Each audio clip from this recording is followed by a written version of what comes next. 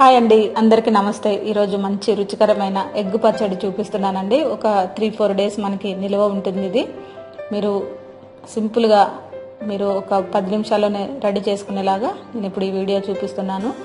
మీరు ఒక 3 స్పూన్లు కానీ లేదంటే 2 స్పూన్లు కానీ ఆయిల్ వేసేసుకోండి. ముందుగా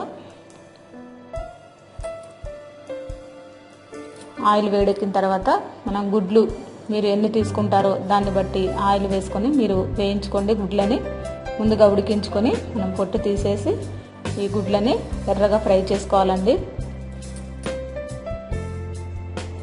ఒక గోల్డెన్ బ్రౌన్ కలర్ వచ్చేంత వరకు మనం ఫ్రై చేసుకోవాలి. మీరు 5 గుడ్లు కానీ లేదంటే ఒక 12 గుడ్లు కానీ మీరు ఎన్నైనా తీసుకోవచ్చు. డబల్ క్వాంటిటీ తీసుకొని కూడా మీరు ఈ ఎగ్ పచ్చడి పెట్టుకోవచ్చండి. ఇప్పుడు నేనైతే ఒక 5 గుడ్లు చూపిస్తున్నాను.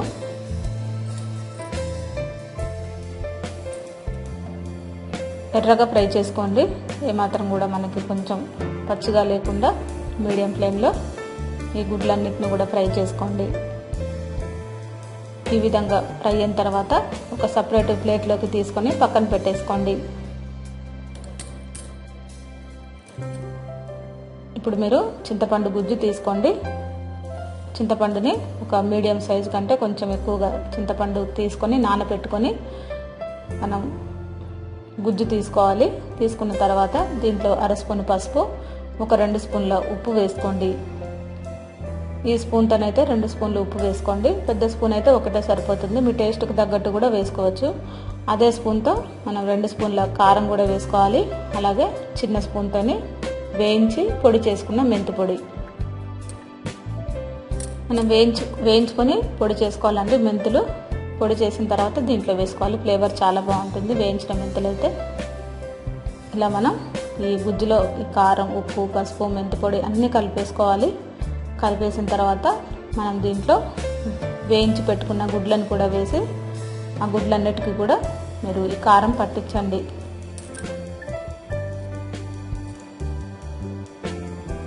ఇలా మీరు మనం ఈ చింతపండు గుజ్జు కారం అంతా కూడా ఈ గుడ్లన్నిటికీ కూడా పట్టేలాగా బాగా కలపండి.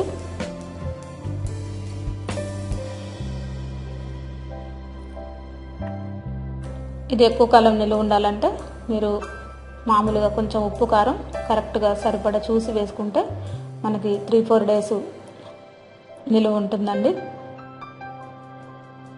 పట్టించిన తర్వాత మనం వేయించి పెట్టుకున్న ఆయిల్లోనే మరికొంత ఆయిల్, 1 స్పూను నేను తీసుకున్న గరిటెతోనే 3 స్పూన్లు తీసుకున్నానండి. ఇలా మీరు ఆయిల్ వేసుకొని ఒక 4-5 ఎండుమిర్చి మనం ఇందాక ముందుగా వేయించి పెట్టుకున్న ఆయిల్లోనే మరికొంత ఆయిల్ వేసుకోండి.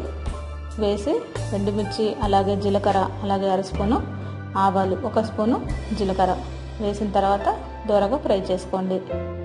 ఈ ఆయిల్ని వేడి ఆయిల్ మీరు ఆ పచ్చళ్ళలో వేసేసుకోండి. ఓకేనా ఫ్రెండ్స్? ఇలా మీరు ఈ ఆయిల్ అంతా కూడా దీంట్లో వేసేసుకోండి. ఒకవేళ మీకు ఈ పోపు చింతపండునంతా కూడా తీసుకెళ్ళి మనం పోపులో వేసుకున్నా కానీ వెంటనే స్టవ్ బంద్ చేసి మనం ఈ పచ్చడిని రెడీ చేసుకోవాలి. లేదంటే మనకి ఫ్లేవర్ అంతా వేరేలాగా అయిపోతుందండి. మీరు పోపుని తీసుకొచ్చి దీంట్లో వేస్తేనే మనకి మంచి ఫ్లేవర్ అన్నది ఉంటుంది. ఈ విధంగా ట్రై చేయండి ఒకసారి, చాలా బాగుంటుంది. ఇప్పుడు మీరు వెల్లుల్లిపాయలు దీంట్లో వేసేసుకోండి. ఒకవేళ దంచి వేసుకున్నా బాగుంటాయి. ఇలా డైరెక్ట్ వేసుకున్నా కానీ మనకి ఒక 3 డేస్ నిలువ ఉంటాయి. వెల్లుల్లిపాయలు కూడా తినేటప్పుడు చాలా బాగుంటాయి ఫ్రెండ్స్. మీరు ఈ విధంగా నేను చేసినట్టుగా ఒకసారి ట్రై చేసి చూడండి. చాలా టేస్టీగా ఉంది, సూపర్గా ఉంటుంది వేడి రైస్లోకి. ఒకసారి ట్రై చేసి చూడండి ఫ్రెండ్స్. మీ అందరికీ నా రెసిపీ నచ్చినట్లయితే లైక్ చేయండి, షేర్ చేయండి, సబ్స్క్రైబ్ చేయండి. అందరికీ థ్యాంక్ యూ అండి.